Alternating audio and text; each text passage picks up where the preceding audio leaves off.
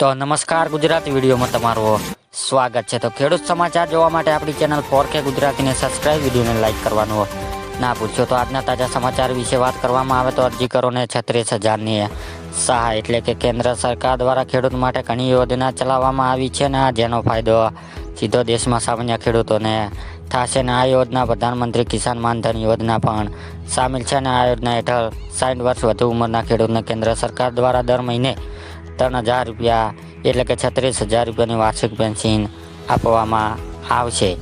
પાક ધિરાણ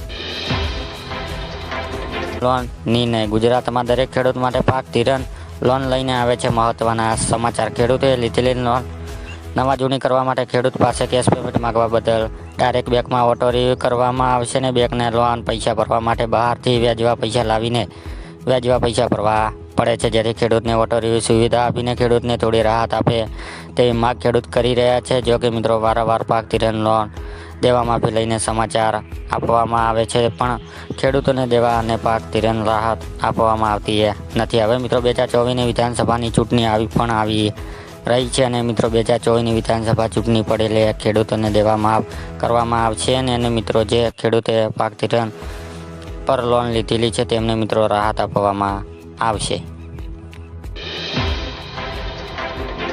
કેન્દ્ર સરકારનો મોટો નિર્ણય પ્રધાનમંત્રી સૂર્યોદય યોજના હેઠળ હવે લોકોને તેમને ઘરની છત પર સોલર પેનલ લગાવવા માટે સરકાર તરફથી વધુ સબસિડી મળશે અને લોકોને હવે એક પણ રૂપિયો ખર્ચ વિના તેમને ધાબા પર વીજળી ઉત્પાદન કરી શકશે અને કેન્દ્ર રાજ્યના ઉર્જા મંત્રી RK સિંહે આ માહિતી આપી છે અને અગાઉ 40% સબસિડી મળી હતી ને હવે 60% સબસિડી મળશે, બાકીની 40% રકમ લોકોને તરીકે લઈ શકશે।